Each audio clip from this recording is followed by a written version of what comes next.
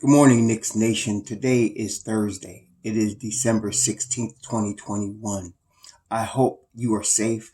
I hope you are COVID free today. I hope the needs of you and your family in terms of food, shelter, clothing, and health are being met this morning. Please remember the people on the eastern side of the islands in the nation of the Philippines who were hit by a major record-setting typhoon yesterday.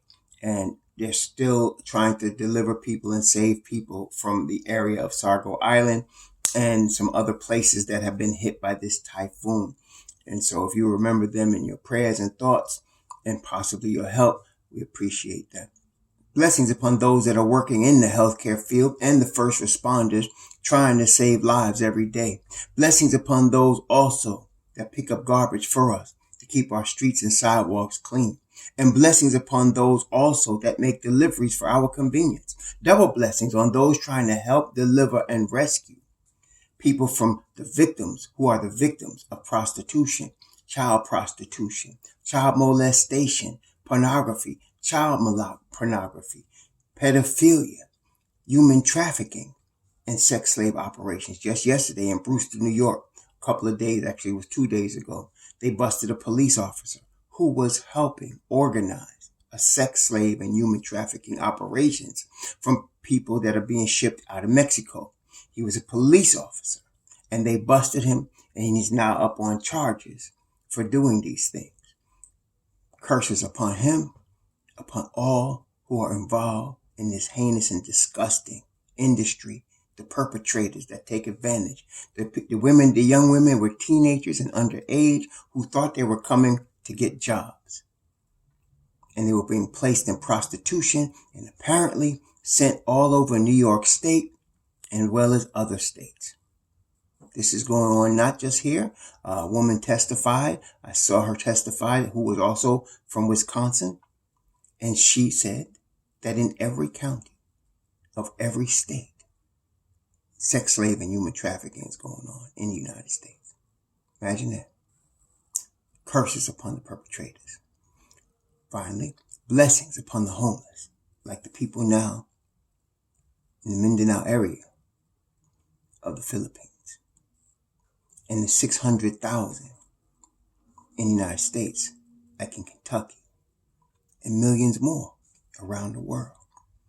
Blessings upon them and those that are trying to help, for theirs is the kingdom.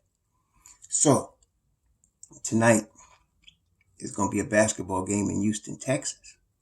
Our New York Knicks are invading Houston tonight. And I'm hoping for some more changes in the lineup, if not tonight, very soon. Today we're talking about, I want to focus on Kevin Knox. Now, yesterday, I put out a vote, an opinion poll, asking what people thought about getting Brody. Most of you who know who Brody is, but if you don't, let me tell you, it's Russell Westbrook is Brody. The reason I put it out, not because I want Brody, but because I think in the next couple of days, maybe weeks, as the trade season heats up, there's going to be more rumors about Brody to the Knicks. Why? Because every big name is rumored to the Knicks. That's just how the media does it. And I just wanted to see how people would respond to that, or just to put it in your mind to remember, we don't need this guy. So in the poll, 38% of the people say, yes, go get Brody. But about 52% said, no, we don't want Brody. And I'm totally with that. Actually, it was more like 60% said, no, we don't want him. Either a hard no or just no. And I'm totally with that. No. You just look at, now he's a great basketball player. He's obviously talented, but listen, look at his track record. He turns the ball over a tremendous amount. Yes, he creates triple doubles everywhere he goes. He's a one-man gang. He really is. But that's just also the problem. He's a one-man gang. He's not part of a five-man gang.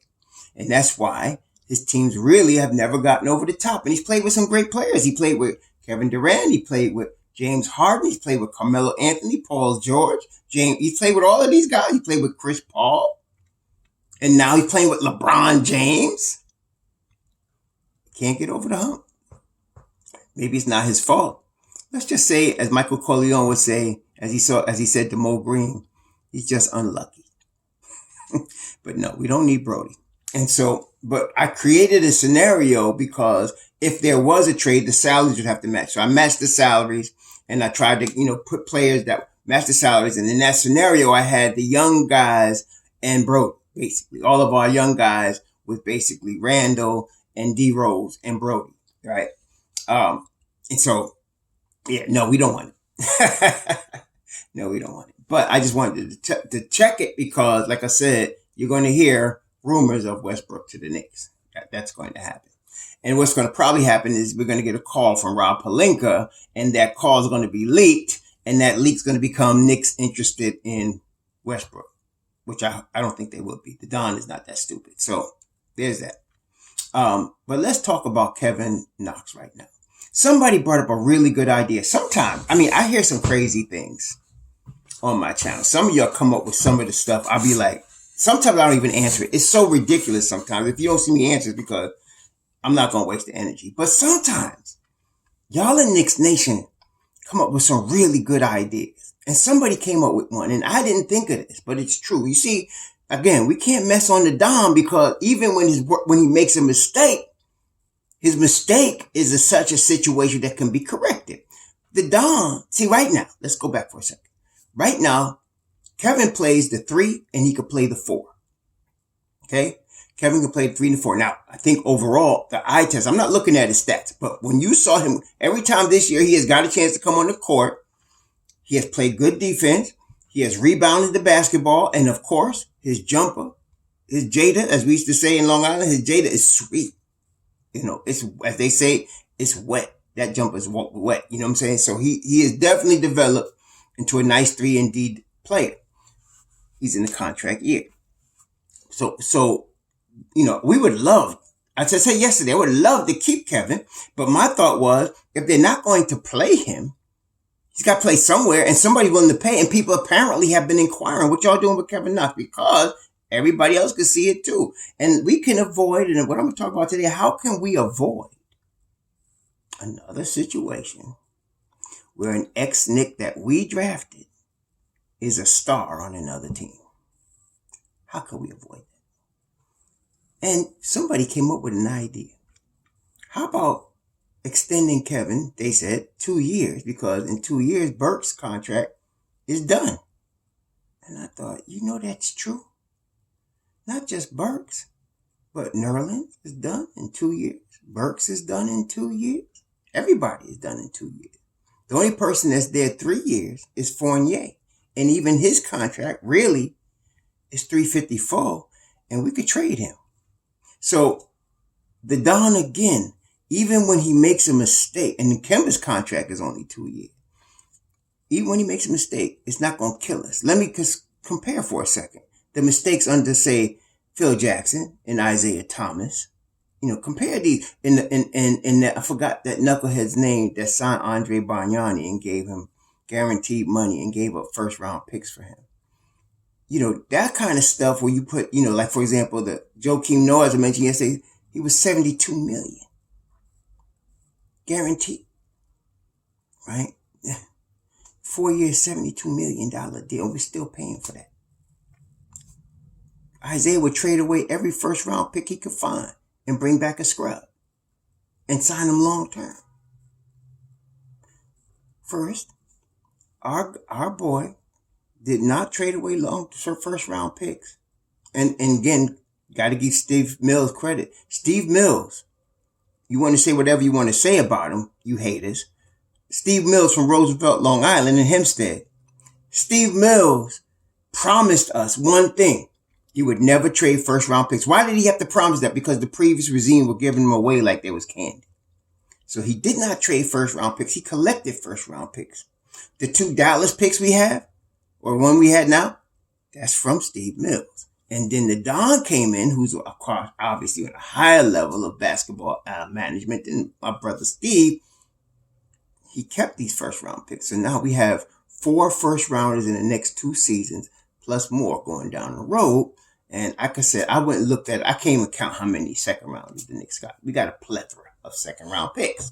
Okay, so we have a lot of picks. They did a good job managing. And then the Don went ahead and signed players to short-term deals. Even Julius Randle, who's our centerpiece, like it or not, was a 3-year deal that Steve Mills and Scott Perry went out there and signed him. And the third year was a team option.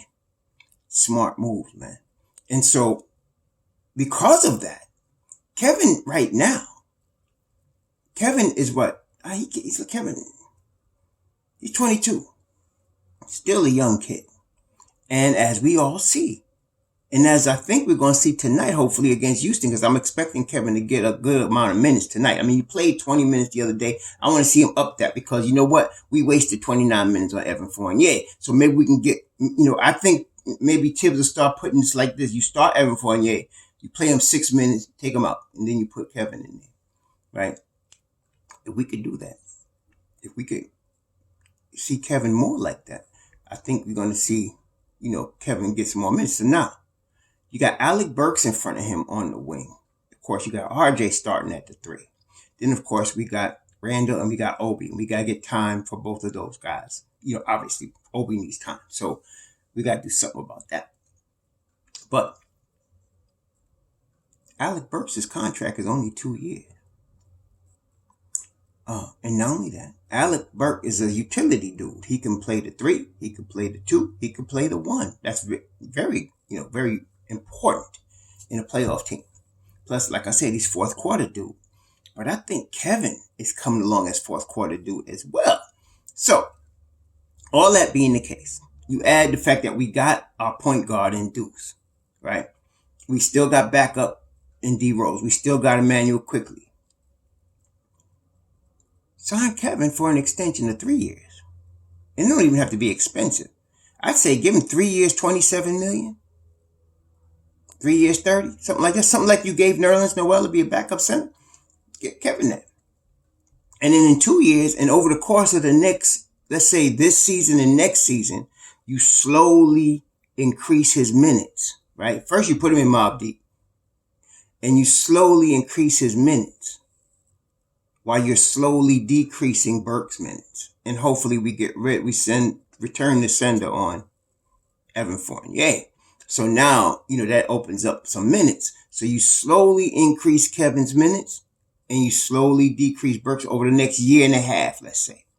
Some of y'all can't look past the last loss, but you got to look longer term. So over the next year and a half, you increase his minutes and then eventually he just takes over, right? He just takes over. He's the backup 3 behind RJ, right? That's what you want. That's what you want. So, yeah, I think we should really think about that one because if we can extend Kevin, now let's think about both sides. You got to think about both sides of this thing on to be balanced.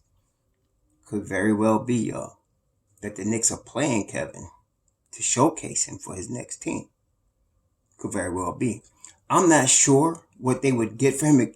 I think the max you would get for Kevin is a first-round pick. We don't need. See, some of y'all keep using these opportunities to bring up all your little favorite players. I want Cole Anthony in here, or let's get Terrence Ross. Brethren, we don't need any new players. Please, stop the NBA 2K. We don't need any new players. We got everything we need right now. We're trying to find minutes for the talent we already have. You can't, that's why some of you still put Evan Fournier second unit. And again, I asked the question, okay, if you're going to put Evan Fournier, the second unit is 5 guys. You got Mitch Robb, you got Obi Toppin, you got Derrick Rose, you got Emmanuel Quickly, right? And hopefully you'll have either Grimes or Deuce, one of them. Hopefully Deuce, because I want Grimes to start. So who are you taking out of the second unit to put Fournier in? Why don't you think about that? Who's coming out of the second unit so that Fournier could be in the second unit? I don't want any of them guys losing any time to Fournier. So to me, if Fournier is not in the starting lineup, he's out. He's like Kemba. He's out the rotation. Okay? Same with Kev. So we got to figure out how we're going to get Kev on the court. And so I'm thinking, obviously we want McBride to start. But just as obvious, we know Tibbs. Okay, we know him. And I'm going to speak about him in a second. So I misjudged him a little bit, but some of y'all really misjudged. Some of y'all just ready to jump off the bridge on any coach we get. Again, stop tripping. Cat ain't even been here 2 years. Coach of the year last year, and some of you are talking about Tibbs is the problem. Really, the problem's in your mirrors. But we'll talk about that in a second. So we want to get McBride some minutes. So let's put it this way. RJ, cemented starter. Randall is a cemented starter, right? Those are your two starters. Forget about it. They're starting regardless, okay? Now, eventually Mitchell Robinson is going to be a starter. He's just not a starter now because he's getting his wind up, okay? Eventually he's going to be our starter, right? Some of you talking about trade him or whatever. I'm not even paying attention, y'all. I already told you that. Eventually, if they do trade him for Miles Turner, okay, Miles Turner will be the starter. But, that's going to be, it's either going to be Mitchell Robinson or Miles Turner. Let me put it that way for y'all, okay? So either Mitchell Robinson or Miles Turner be starting. I'm not asking for your opinion on that. That's going to happen. So that's going to be, those are your three cemented starters. So your second and your fourth and fifth starters are your two guard and your point guard. Okay. Now I would like to see Grimes and Deuce in that position. Put Grimes and Deuce right there. Okay. Long term, that's going to happen. I mean, it's only a matter of time. It may not be this season. It may be next season, but Grimes and Deuce are going to be your backcourt. That's going to be your starters back there. So now on Mob Deep, you got IQ, you got D Rose. D Rose is another guy. He's a 3-year deal. He's 33 right now. 33. I mean, 2 years, he'll be 35. 35. Great as D Rose is, and he's first ballot Hall of Famer. You cannot expect him to be playing at the same level at age 35. And he's not going to be stopping one of our youngins from getting that time. Okay. But for now, you got D Rose, you got IQ, you got Obi Toppin. And then, you got maybe Nerlens. He's here 2 more years. You got Nerlens. And you know what? I'm trying to find Kev some spot right now. So I would like to see Kev in that position on that unit as the 3. So you got IQ and D Rose in your backcourt. You got Kev, Obi, and Nerlens. I would like to see that lineup. And I'm thinking, I'm thinking we could do that. We got it. But see, that's what I'm thinking. I'm thinking that I want to see that. But then you still got to deal with Alec Burks. Well, that's the unit that's going to happen when Alec Burks is done. Alec Burks is a utility guy. I love Alec Burks. He's a playoff dude. We want to keep him. I don't hate on Alec Burks. I'm just trying to find time for our youngins that are now maturing. As we can all see, they're maturing. Those seedlings are growing into trees, and you want to get that out there. And so when it comes down to it, we got to have a decision between Burks and Kevin. So if we give Kevin the 3-year deal, then we can kind of work with Burks and Kevin, in that scenario. We can work with Burks and Kevin, and kind of ease Kevin into, because he's 22. Let's say by the time he's 24, he's a full-time guy, by the time he's 24. Still young, and he's a full-time guy. So that's what I'm thinking, y'all. We got to see. And again, as I mentioned to you last summer, and I'm still mentioning it right now, and I think some of you will understand, we're going to have an Obi problem. Obi cannot be behind Randall his whole career, obviously. And when it's time to extend him, he's going to want starters minutes. He's not going to be wanting to sit behind Julius Randle. For now, though, it's good that we got Randall and we can build around him with all of these guys I just named were perfect around him. You got to get rid of Kemba and you got to get rid of Fournier. That messes Randall up. He's not, again, I'm not thinking Randall's any superstar, but he plays best without those two guys. And we that's our guy right now. So we got to work around him as our youngins are growing. And our youngins are growing. And as you can see, when you're looking at it this way, eventually the youngins going to grow up around Randall and they're going to take over. That's what's going to happen. Obi going to take over. He is. So they got to make a decision with Randall like a year, 2 years down the road, but they ain't got to worry about it today. That's the thing. They ain't got to worry about it right now. But a year, 2 years down the road, you're going to have to make a decision on Julius Randle. So that's not something we got to deal with right now. And I believe that's how a lot of these guys like the Don thinks. He's like, okay, 2 years down the road, I got to deal with Julius or Obi. But I ain't got to worry about it right now. Right now, we just in development mode. And so Obi's is part of the leadership with D Rose of Mobb Deep. Just keep him there for now. So right now we're dealing with Kevin. Kevin's in a contract year. So I'm saying sign Kevin to a 3-year deal. Not even 3 years with, not 2 years with a third. No, 3 years guaranteed. Let Kevin know that he's wanted. Make Kevin know that we believe in him and we have belief in him in the future. That would help him in his mind. That would help everybody. That everybody knows what's going on. Alec Burks understands he's probably the next domino to fall, because our youngin is coming. This is why you get a lot of draft picks. You get Kevin Knox. You get an R.J. Barrett, right? You get a Mitchell Robinson, an Obi Toppin, an Emmanuel Quickly, a Quentin Grimes, a Deuce McBride. And then you allow them to grow. And like I told y'all, now I thought one of them was going to pop. At least two of them are going to pop. You're talking about Obi Toppin. Obi Toppin, come on, man. If he's on another team right now, starting, getting 30 minutes a game, he's a 20-point scorer. Right now. He may not be the most efficient 20-point scorer, but he would be a 20. If he was on Minnesota, or if he was starting in place of Michael Porter Jr., because Michael Porter Jr. is out in Denver, you're talking about a 20-point scorer. Especially with a center like Jokic that could find him. You'd be crazy. So you're talking about a guy with all-star potential. We already saw Quentin Grimes work. I ain't got to even speak on it. We done seen him. We done seen his work. Allen Houston 2.0 with better defense. And we saw Deuce's work. You could throw Deuce on Trae Young, on Stephen Curry, on Kyrie Irving, and there's going to be hell to pay for any of them. And you seen his jump shot. He got a sweet jumper too. Okay? So somebody going to pop. And then I already said, about Kevin. Kevin, his game is different. His game, somebody compared him to Obi. They are similar, but Kevin's smoother and Obi's more explosive. Obi's like a TNT explosive bomb. Boom. Kevin is more smooth, right? But they're both good. Dad, we got something here. We got something here. So I'm trying to figure out the 3-year extension for Kevin. I would like him to do that and just let him wait behind Alec Burks, and over time just take over. And I think that would give Kevin the confidence and Kevin's management team the confidence.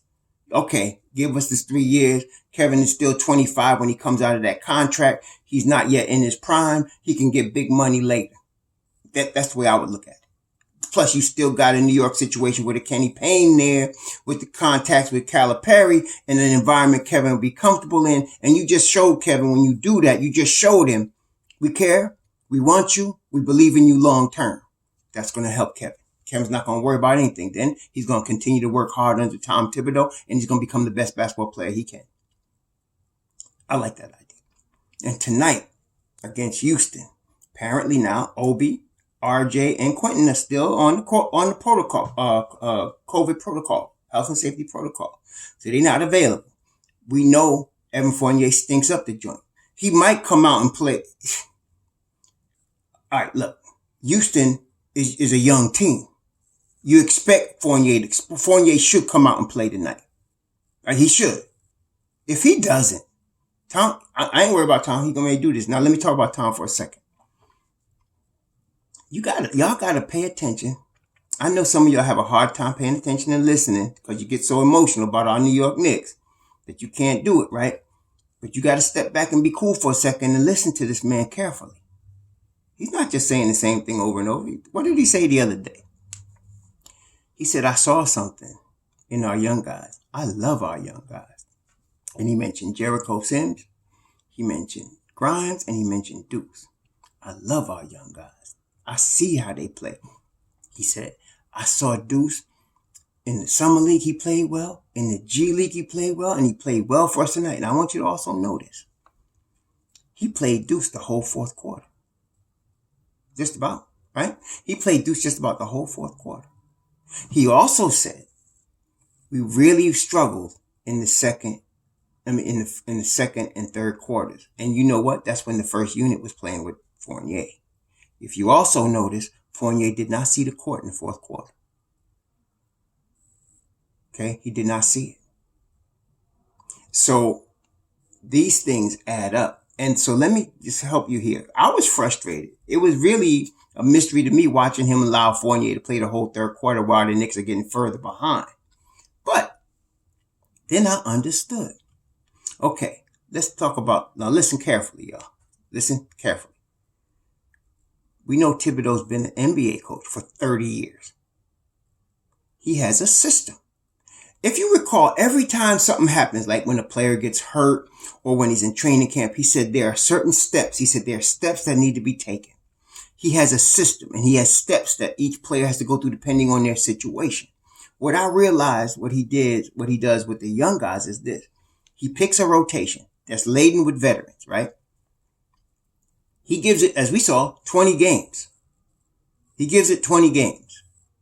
And then he reevaluates what's going on. And he'll make the hard decision he did with Kemba. Take you out of the, not just out of starting line, you out the rotation. Because we saw Kemba just is not bringing it offensively and definitely can't play no defense. All he's good for is doing the charge. Well, you know what? Ron Baker could do that too. He ain't even in the league no more. So that was that. Now he replaces him with Alec Burks, a big guard that really could guard the point of attack. That was a big leak for us.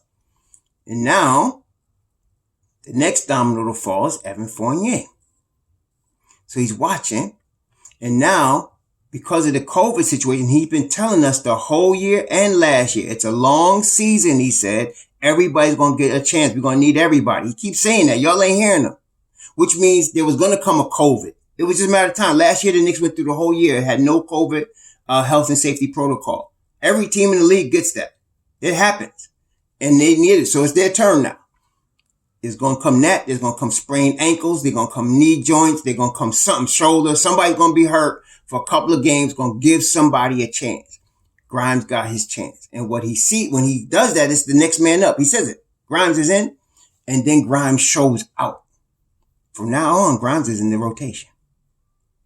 Okay, that just shows you right there. Okay, next, he was not expecting Grimes to be out this past Tuesday. Grimes is out. Next man up, Deuce McBride. He shows up and he plays tight defense on both. Whenever he was on Poole wasn't doing nothing.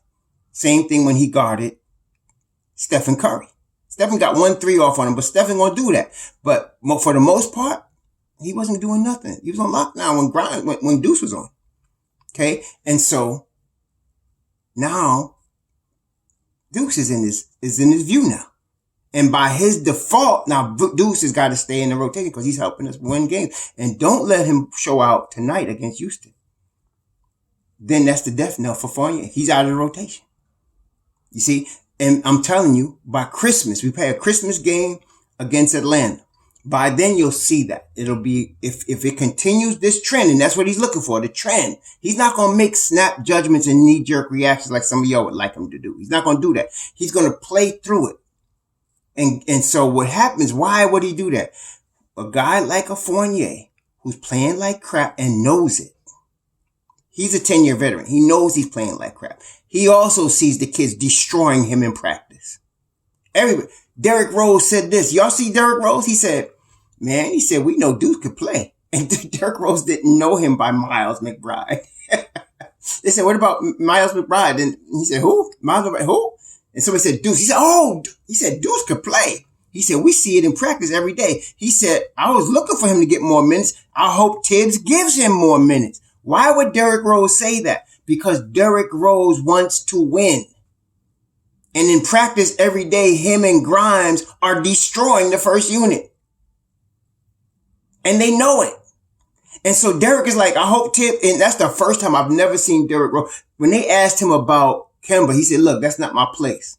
You talk about what Kemba's feeling, why he's out the rotation. He said, that's not my place. So, and that's how Derrick is. He's not going to get involved with that. He said, I got to get focused on what I got to do. But when it came to Deuce, he said, I hope Tibbs gives him more minutes. You don't think Tom knows that?